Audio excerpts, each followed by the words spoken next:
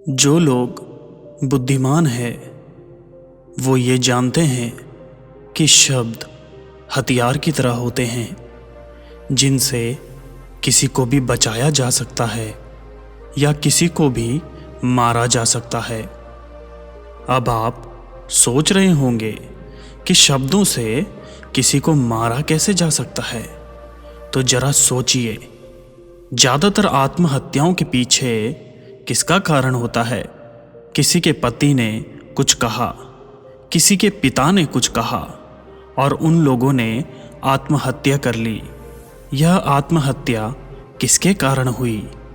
वह पीड़ित के मन को इतना दुखी कर गए, उसके मन से वह दुख सहना और ज़्यादा बर्दाश्त करना नामुमकिन हो गया और इसी वजह से उन्होंने आत्महत्या कर ली।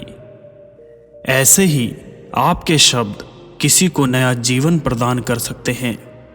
जब कोई आदमी उदास होता है या दुखी होता है तो आपके शब्द उसमें एक नया जोश, एक नया उत्साह भर सकते हैं और एक हारा हुआ आदमी अपने जीवन में एक नई शुरुआत कर सकता है, सिर्फ शब्दों के माध्यम से, हमारी वाणी के माध्यम से। तो अब तक आप तो ये समझ ही गए होंगे कि हमारे शब्द हमारे जीवन को किस तरह निर्धारित करते हैं, शब्दों में कितनी ताकत होती है और किसी से बात करते वक्त हमें कितनी सावधानी से अपने शब्द चुनने चाहिए। आज की जो बौद्ध कहानी मैं आपको सुनाने वाला हूँ, उसमें आपको सीधे सीधे तौर पर कुछ ऐसे तरीके पता चलेंगे, कुछ ऐसी परिस्थितियाँ पता चलेगी जहाँ पर आपको हमेशा चुप रहना चाहिए। कुछ परिस्थितियों में अगर आप कुछ नहीं बोलेंगे तो वही आपके लिए सबसे ज़्यादा बेहतर होगा। इससे पहले कि आप इस कहानी में खो जाएं, इस चैनल को सब्सक्राइब जरूर कर लें। तो चलिए कहानी को शुरू करते हैं। एक बार की बात है, एक युवा लड़का एक बार एक बौद्ध भिक्षु के पास पहुंचा। वह काफ़ी परेशान लग रहा था और उसने बौद्ध भिक्षु से जाकर पूछा कि हे महात्मा, मैं अपने आप से परेशान हूँ, अपने आप से बहुत दुखी हूँ। बाहरी रूप से मुझे कोई दुख नहीं है, मैं धन धान्य से संपन्न हूँ, मुझे कोई शारीरिक रोग भी नहीं है, लेकिन मैं खुद से परेशान रहता हूँ, अपने मन से परेशान रहता हूँ। अक्सर मेरी बातों को मेरा कोई भी दोस्त गंभीरता से नहीं लेता और ना ही मेरे परिवार के लोग मेरी किसी बात को गंभीरता से लेते हैं। मैं जो कुछ भी सलाह देता हूँ या तो वह उसे मजाक में उड़ा देते हैं या फिर उसे गंभीरता से नहीं लेते। मेरी बातों को कोई गंभीरता से क्यों नहीं लेता? क्यों मेरी बातों पर कोई अमल नहीं करता? क्यों मेरी बातों में कोई रुचि नहीं दिखाता? क्या कारण है? कृपया मुझे बताने का कष्ट करें और मेरे मन के इस दुख को दूर करें। यह सुनकर बौद्ध भिक्षु ने कहा कि आज सुबह मैं स्वचालित ध्यान करके वापस आ रहा था। रास्ते में कुछ कौवे काँव काँव कर रहे थे और वहीं पर जब मैं चलता हुआ कुछ दूर आया तो मुझे मोर की मधुर आवाज़ सुनाई दी। यह सुनकर अचानक मेरे मन में ख्याल आया कि कौवे कितना काँव काँव करते हैं, कितना बोलते रहते हैं, लेकिन कोई भी प्राणी इन कौवों की आवाज़ को पसंद नहीं करता। मोर हमेशा सही परिस्थिति के हिसाब से बोलता है। जब भी बारिश होने वाली होती है और बादल गरजते हैं और बारिश होने की आशंका होती है, ऐसे में मोर अपनी मधुर आवाज़ में गाता है जो सभी को प्रिय होती है, सभी को अच्छा लगता है। ऐसे ही अगर इंसान सही परिस्थिति के हिसाब से सही शब्द बोले, सही वाणी बोले, तो वही वाणी दूसरों के लिए संगीत बन जाती है और दूसरे लोग तुमसे सम्मोहित हो जाते हैं और वहीं पर तुम्हें सब लोग गंभीरता से लेने लगते हैं, और दूसरी तरफ अगर तुम यूं ही बेफिजूल ऐसे ही बोलते रहते हो, बिना किसी बात के बोलते चले जाते हो, तो फिर तुम्हें कोई गंभीरता से नहीं लेता। तुम उस कौवे की भांति हो जाते हो जिसकी वाणी कोई पसंद नहीं करता, और बाद में तुम्हें दुख होता है कि तुम्हें कोई गंभीरता से क्यों नहीं लेता। इसलिए अपने शब्दों को बेहद बुद्धिमानी के साथ इस्तेमाल करना सीखो। अगर तुम नहीं सीखोगे तो समाज में तुम्हें कोई सम्मान या कोई गंभीरता से नहीं लेगा। यह सुनकर वह युवा लड़का बोला कि हे महात्मा, मैं जानता हूँ कि मैं ज़्यादा बोलने की बीमारी से ग्रस्त हूँ। मुझे इतना नहीं बोलना चाहिए, लेकिन मैं अपने आप पर काबू नहीं रख पाता, और ना ही मैं इतना बुद्धिमान हूँ कि मैं अपने शब्दों को नाप तोल कर बोल सकूं।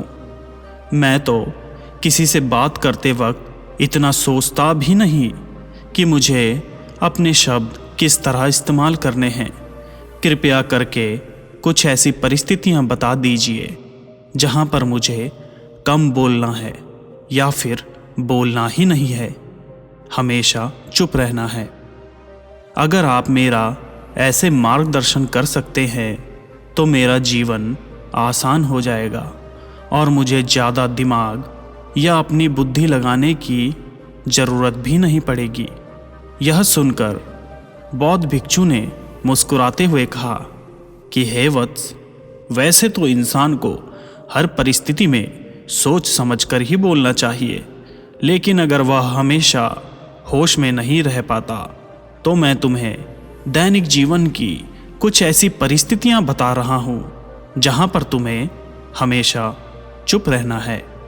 अगर तुम ऐसी जगह पर कुछ बोलोगे तो तुम्हारा अपमान ही होगा या फिर तुम्हें कोई गंभीरता से नहीं लेगा। सबसे पहली जगह है, या यूं कहें कि परिस्थिति, जहां पर इंसान को हमेशा चुप रहना चाहिए, वह है जब किसी ऐसे विषय के बारे में बातचीत हो रही हो जिसके बारे में आपको कोई जानकारी ही नहीं है। तो ऐसी परिस्थिति में व्यर्थ ही बीच में टांग अड़ाकर अपना ज्ञान देना सही नहीं है। आपको कुछ पता ही नहीं है, लेकिन फिर भी आप अपना ज्ञान देने के लिए उत्सुक हैं, तो ऐसी जगह पर आपका अपमान ही होगा। जरा तुम खुद सोचो, जब कोई बीमार आदमी अपनी बीमारी के बारे में चर्चा कर रहा हो और आपको औषधियों के बारे में कोई भी ज्ञान नहीं है, लेकिन फिर भी आप बेकार में उसे ऐसी ऐसी औषधियाँ बता रहे हैं जिनका उसकी बीमारी से कोई तालमेल ही नहीं है, तो ऐसे में आप अपनी प्रतिष्ठा अपने हाथों से गंवा रहे होते हो और आपको पता ही नहीं होता। ऐसी परिस्थिति में आदमी को हमेशा सुनना चाहिए। ध्यान से सुनना भी एक कला होती है। अगर आप सुनने का दिखावा करेंगे तो कहीं ना कहीं सामने वाले व्यक्ति को यह एहसास हो जाता है कि यह मेरी बात पूरे ध्यान से नहीं सुन रहा है। इसलिए जब आपको किसी विषय के बारे में पूरी तरह से जानकारी ना हो तो वहाँ पर केवल अपने कान लगाना ही ज़्यादा महत्वपूर्ण होता है, ज़्यादा ज़रूरी होता है। आप उस इंसान की बातें ध्यान से सुन सकते हैं और इसी बीच आप दोनों के बीच एक संबंध पैदा होगा और वह संबंध सच्चा होगा, क्योंकि आपने उसकी बातों को बड़े ही ध्यान से सुना है और इस बात का पता सामने वाले को भी होता है। तो हम बिना कुछ बोले सिर्फ सुनने मात्र से ही किसी को अपना दोस्त बना सकते हैं, अपना मित्र बना सकते हैं। इस बात को हमेशा ध्यान में रखना। दूसरी जगह जहां इंसान को हमेशा चुप रहना चाहिए वह है खाना खाते वक्त। खाना इंसान को हमेशा चुप रहकर खाना चाहिए, मौन रहकर खाना चाहिए। महात्मा बुद्ध और उनके भिक्षु हमेशा चुप रहकर भोजन करते हैं, शांत भाव से भोजन करते हैं, परिपूर्ण होकर भोजन करते हैं, एक एक टुकड़े का स्वाद लेकर भोजन करते हैं। और ऐसा भोजन जब आपके शरीर में पहुंचता है तो आपके अंग अंग तक ऊर्जा पहुंचाता है। अक्सर हम भोजन करते वक्त कुछ ना कुछ बोलते रहते हैं, कुछ ना कुछ सुनते रहते हैं, लेकिन मौन रहकर उसका पूरा स्वाद लेकर उस भोजन को हम कभी नहीं करते। हम उस भोजन को करते वक्त आधे अधूरे ही रहते हैं और इसलिए हमारा शरीर रोगों से ग्रस्त हो जाता है। जरा तुम खुद सोचो, एक बौद्ध भिक्षु हमेशा भिक्षा लेकर भोजन करता है और भिक्षा भी कितनी, बिल्कुल मामूली सी, और वह भी एक वक्त की। तो एक वक्त भोजन करने के बाद भी वह इतने स्वस्थ होते हैं, इतने उत्साह, जोश और आनंद से भरे होते हैं। और हम तो इतना खाना खाते हैं, इतनी सारी भोजन की सामग्री हमारे लिए उपलब्ध होती है, लेकिन हमारे शरीर में कोई ऊर्जा नहीं होती। इसका सबसे बड़ा कारण होता है कि हम अपना भोजन होश में नहीं करते, परिपूर्ण होकर नहीं करते, मौन रहकर नहीं करते। इसलिए अपना भोजन हमेशा मौन रहकर ही करो। तीसरी जगह, या यूं कहें कि परिस्थिति, जहां पर अगर आपने चुप रहना सीख लिया तो इसका मतलब यह है कि आपने अपने ऊपर विजय प्राप्त कर ली। जी हाँ, गुस्से में शांत रहना या चुप रहना इतना आसान नहीं होता।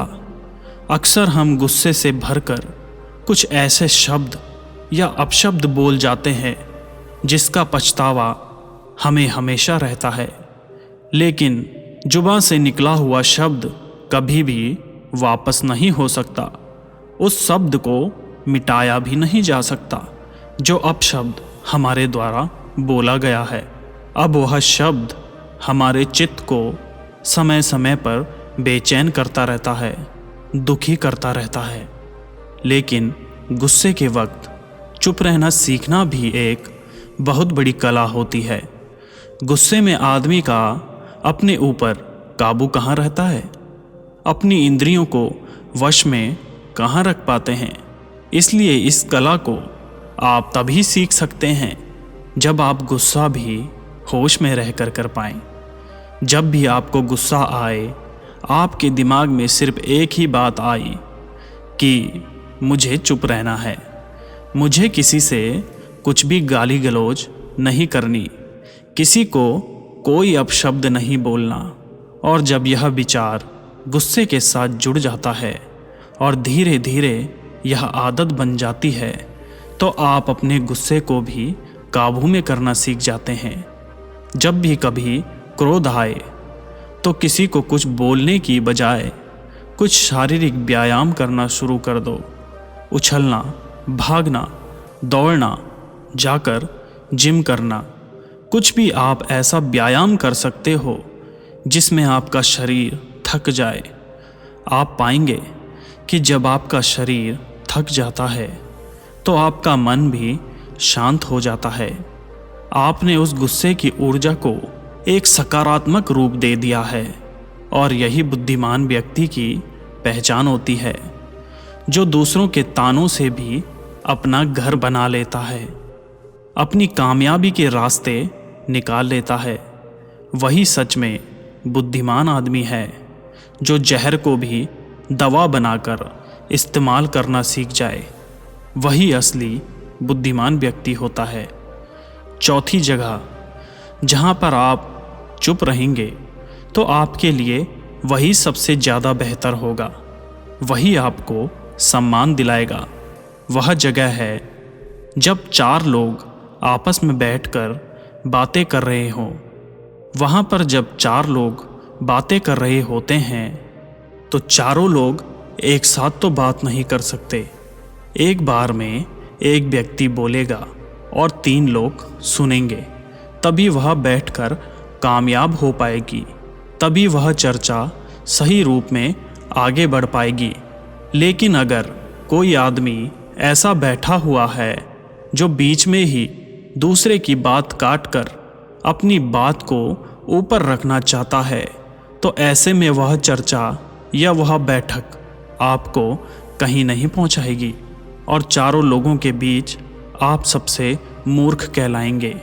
अगर आपको अपनी बात कहनी है तो सामने वाले को अपनी बात पूरी करने दो, उसके बाद आप अपने विचार रखो।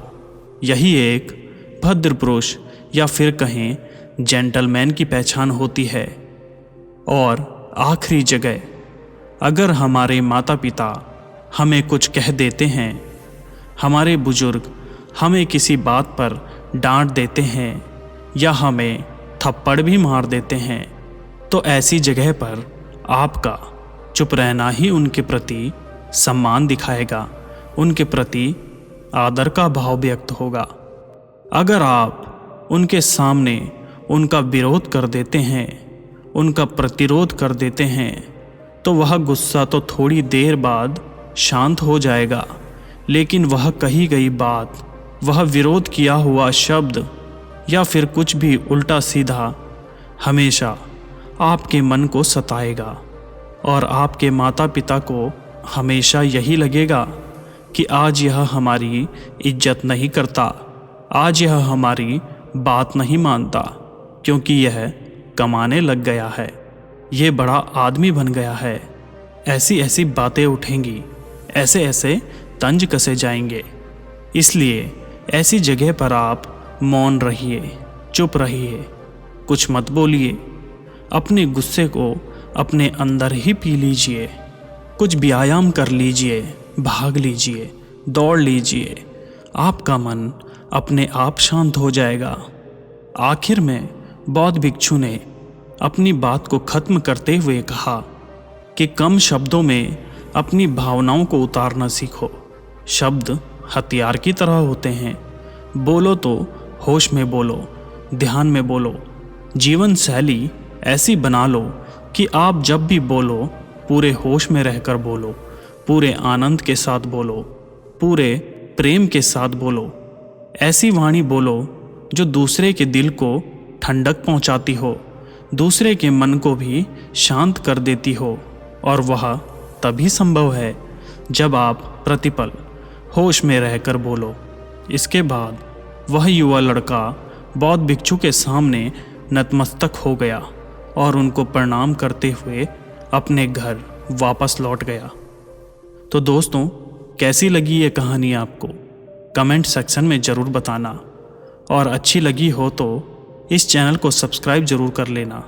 तो मिलते हैं अगली किसी कहानी में। तब तक के लिए स्वस्थ रहिए, खुश रहिए, मस्त रहिए। नमो बुद्धाय।